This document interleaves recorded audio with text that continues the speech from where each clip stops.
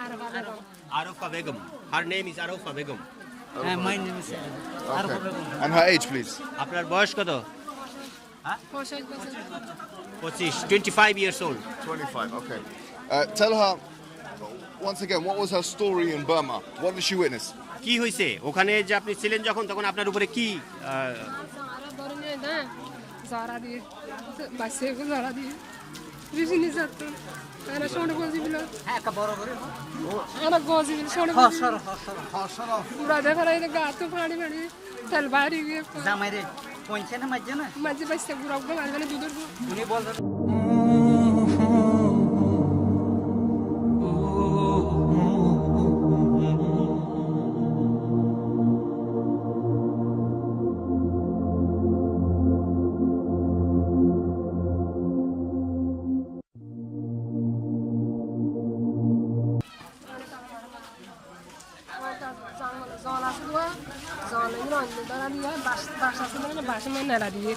Tera zaman tazali ta foyenge malamaj an sivde jara an busha kamari kala dia duri soi kai gar gargal iba bachole malamaj murtani beshi dushana করে রে কি বলতেছে যে শুকনা জঙ্গল দিয়ে এবং বাচ্চাদেরকে দেখে আগুন জ্বালাই দিয়েছে ও যখন গিয়েছে ওকে দৌড়াইছে ও তখন চলে আসে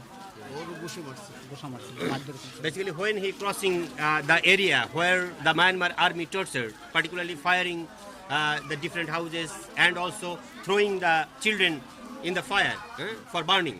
Yeah, her children also burned by the Myanmar army, and that time the Myanmar army slapped her and then tortured again physically. That's why he was just left the place.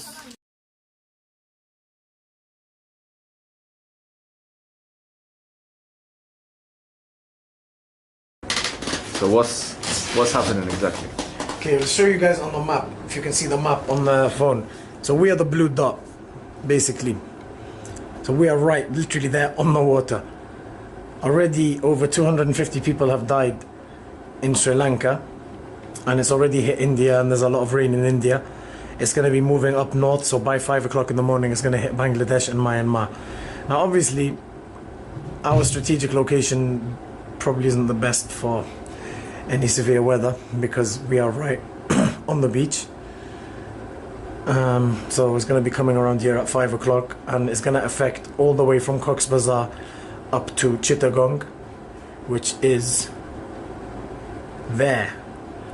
So all of that, because it's all on the water, this is all going to be severely affected by the storm and the water.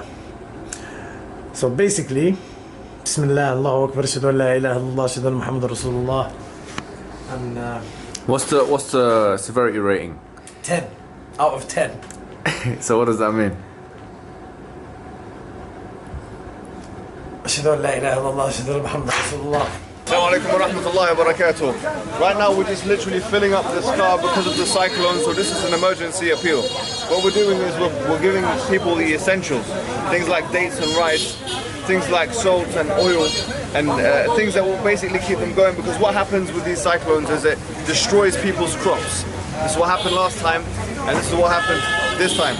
So with that, what happens is that people can't actually live, because a lot of what's going on in Bangladesh and countries like it, Cox's Bazar and Burma, even in these countries, is that there is subsistency farming. So people actually live on their own kind of farming.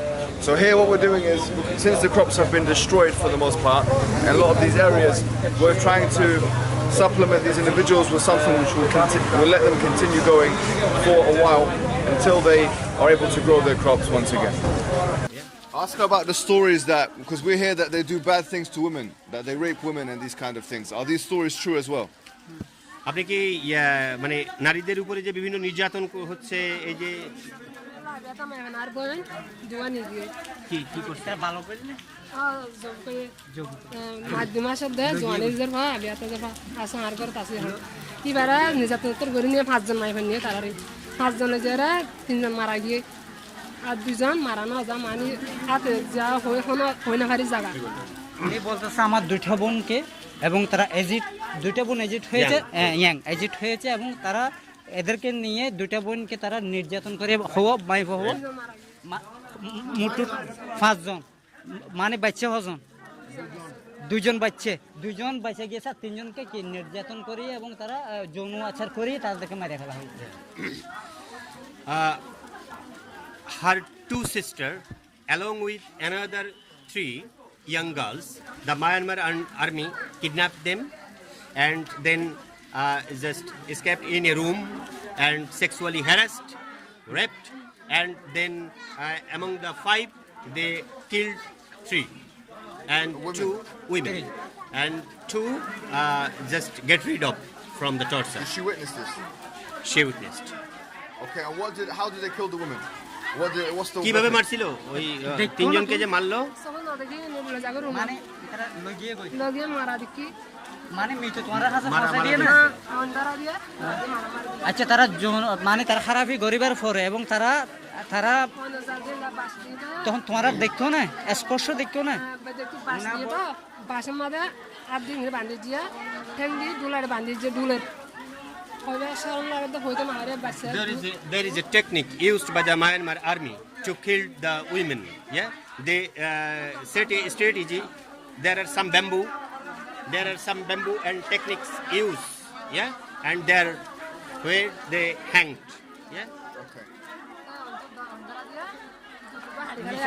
they hanged. Yeah, and from the underground they fire. They start firing and hang in the bamboo. Yeah. And then totally fired. What does she do to cope with this? What does she do to cope? Help herself with, like, she witnessed her son being killed. She witnessed all these things. How does she help cope? What does she do? মানে এই সিচুয়েশনটা আপনি কিভাবে manage করলেন, কিভাবে আপনি কিভাবে এখান থেকে বেঁচে আসলেন? তুমি বুঝবে না। আচ্ছা তোমারা যে এই জিনিসটা কিভাবে দেখিয়ে তোমারা বাঁচিয়ে ইচ্ছো? মোবাইলের ছবি নাই, মোবাইলের ছবি গজে ইনিসার হদুয়া ছবি গজে তা মোবাইলের ছবি হারা দেখা গজে তোমার এনে মানুষ ইননে সব এনে দেখি নন আরাকে তাই পেতে মারারও মারি ফেলাতে না। তোমারা কত সাইড দেখি তোমারা জিবা তোমারা এই জিনিসটা ক্যাঙ্গুরি দেখি না, তোমারা ক্যাঙ্গুরি দেখা দেখি আর মন তো সামনে গত 16 বার all the incidents were happened in front of her in her house. Yeah, house. So in their house. Assalamu alaikum wa rahmatullahi wa barakatuh. So we've woken up this morning. The storm's been absolutely raging all night long. Here, alhamdulillah, we're okay because we're undercover. We don't want to go too far out because the camera is going to get damaged and wet. But over there, I've been out. The trees have been ripped out of the ground. There's no access onto the roads. There's loads of debris that's fallen all over the place. It's really dangerous to go out, but we're waiting for it to calm down so we can make our way out and we can go and see the people that need help. Absolutely no doubt that homes have been absolutely shredded apart, maybe even blown away. The slums that we were in earlier, they're flooded anyway. So after a storm like this, after the cyclone, I just can't bear to think what the state of those slums might be. So we've even extended our trip out here at the moment. We're going to try and go out and help as many people as possible. We're here, we're on the ground, and we're ready to do whatever we can to serve the people. Ask her, did she see any presence of any international army or anything like that, or the UN or anything like that to help them or not? কেউ কি আপনাকে আন্তর্জাতিকভাবে কেউ সাহায্য করছে সে সময়ে? করে না ভাড়া তারা এরা আগে পানি করালো নেওয়া গাছ দিয়া গাড়ি আসি তো পুলিশ আসে তো আমি কি হদিন না বিটিয়া না তিন গাড়ালো আর কুল খারাই গে ও সর কিছু নাই ভাড়া গো সাই হলো নকালে পারিও না।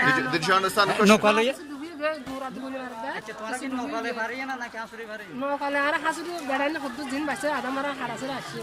There are no presence of international or UN agency to help them in that time. Only the border guard, they take off all the materials and all the resources from them and then push back to Bangladesh. Who has helped her so far? That's my question.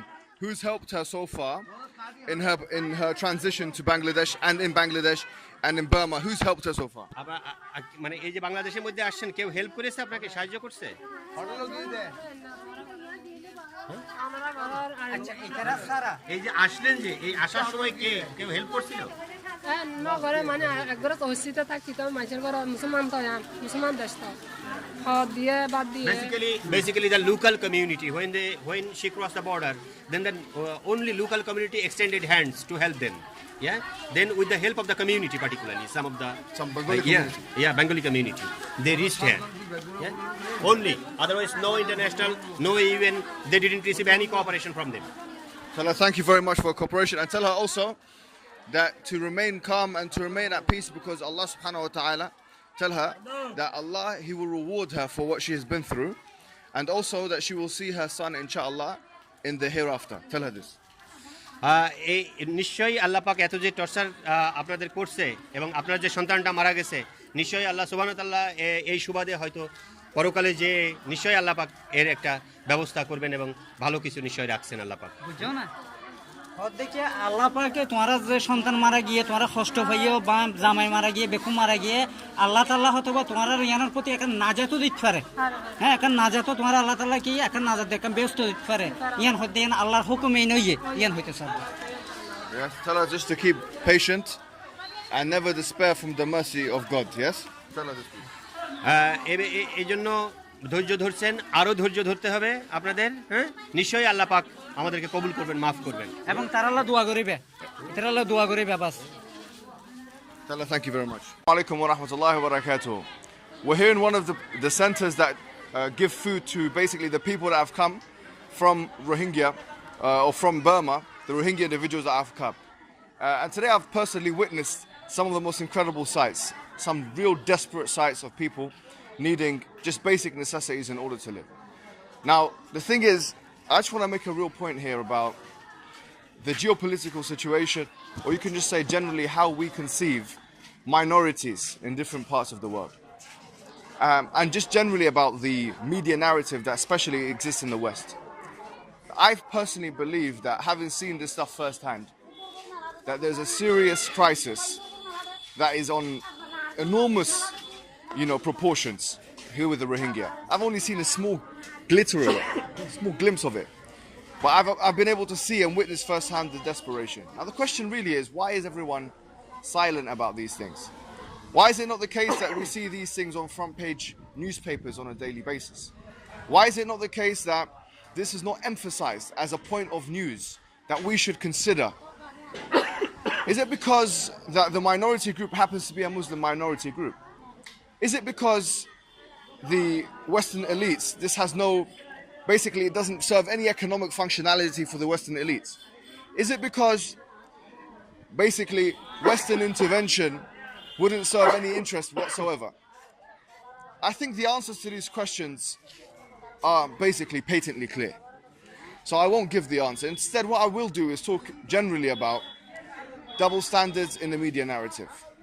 It seems to me that really, if you think about how things are conceptualized on a worldwide level, it has to be the case that you have what you call didactic representation, or this is what Edward Said called it in one of his books, which is where you have really a good guy and a bad guy.